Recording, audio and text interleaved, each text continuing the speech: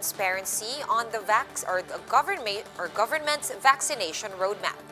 In a Radyo 5 interview, Lacson said the brand of 500,000 donated doses from China in particular should be public knowledge. The Food and Drug Administration has clarified that all donated vaccines must first secure an EUA in the country before use. Liwanag, ano bang brand ng Chinese vaccine yun eh?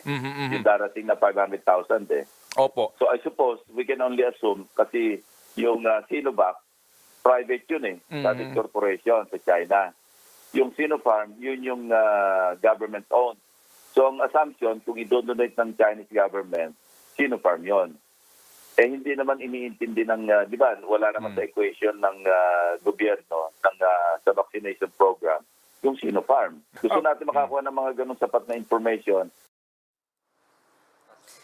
As for the issues on overpricing, Lacson clarified that the Senate is only basing their calculations on information provided by authorities. The lawmakers said that just by looking into available data, the government could lose billions of pesos due to corruption. Napakalaki na mawawala sa pera natin. $350 million eh. Eh pag kinonvert mo yan sa 48 to 1, ganoon talaga yan, 16.8 billion ang matatapon sana sa corruption based on the data or the figures submitted to us and what we now know. And the government is all set to sign a term sheet with Moderna today. Vaccine czar Carlito Galvez Jr. earlier said that the national government will purchase 8 million doses from the U.S. pharmaceutical company. Another 12 million shots will be pooled by the private sector and LGUs, or local government units. The supplies are expected to arrive beginning May. In a Facebook post, Philippine Ambassador to the United States, Babes Romualdez, vouched for Moderna. He has received his first dose from the U.S. vaccine maker as part of Washington, D.C.'s mass inoculation program. And as we said, U.S.-based vaccine developer Moderna is investigating reports of allergic reactions to its COVID-19 shot. Reuters reports that several patients in San Diego, California had adverse experiences after being inoculated. And this prompted the state's top epidemiologist to recommend to temporarily stop vaccination from that particular batch. In response, Moderna says it is now working closely with U.S. health regulators to understand the cases. We're pausing for a quick break, but we will be back with more stories after that. Stay with us.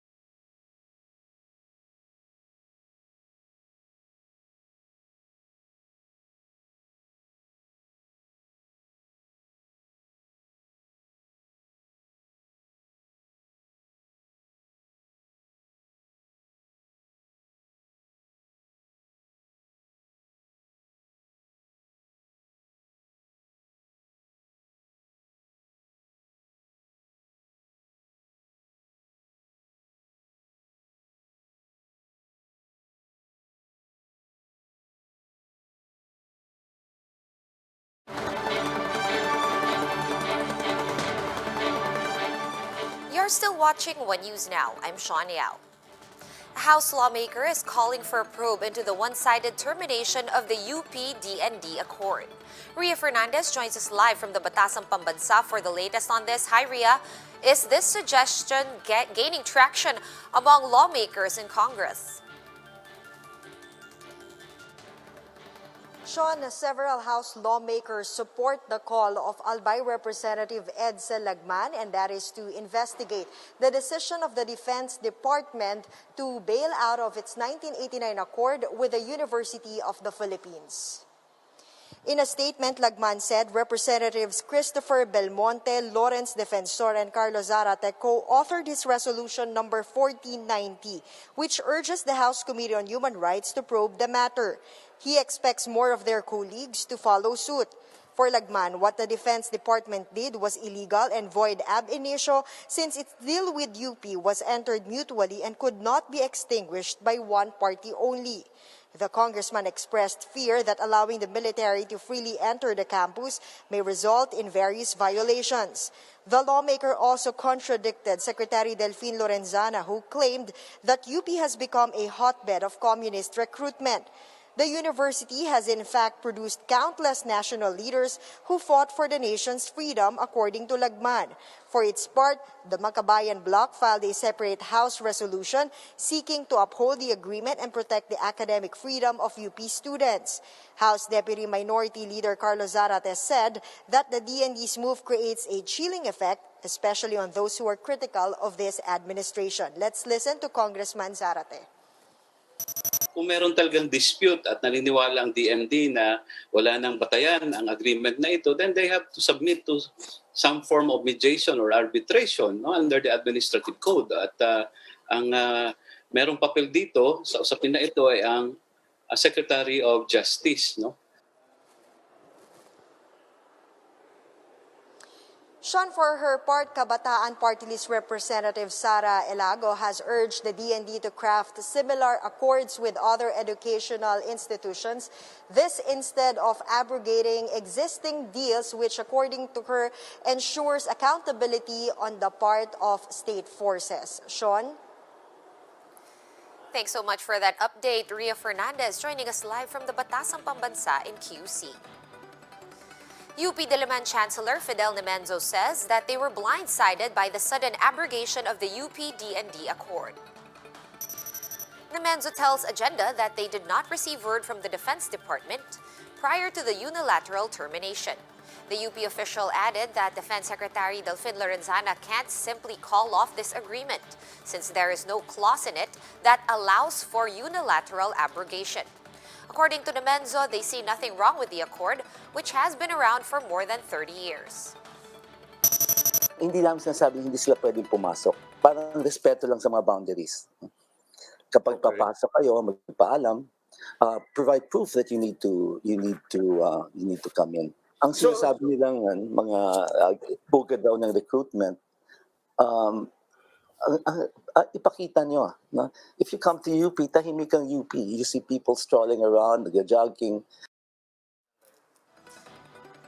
In other news, outgoing U.S. President Donald Trump wished luck to incoming administration of President-elect Joe Biden without mentioning his name. Trump touted his legacy in his farewell address. He added that he's praying for the next administration's success in keeping America safe and prosperous. Trump, who has not fully conceded to Biden, will not be meeting his successor beforehand nor attending the swearing-in ceremony. The Republican leader has time and again alleged widespread election fraud, although without providing evidence. Trump is facing impeachment at the Senate for inciting insurrection at the U.S. Capitol on January 6. For more updates, visit News 5, The Philippine Star, and Business World online. Visit our website, onenews.ph, for more in-depth analysis. You can also catch One News on the Signal Play app. Register for a free account at www.signalplay.com and stream One News live anytime, anywhere. I'm Sean Yao. We are One News.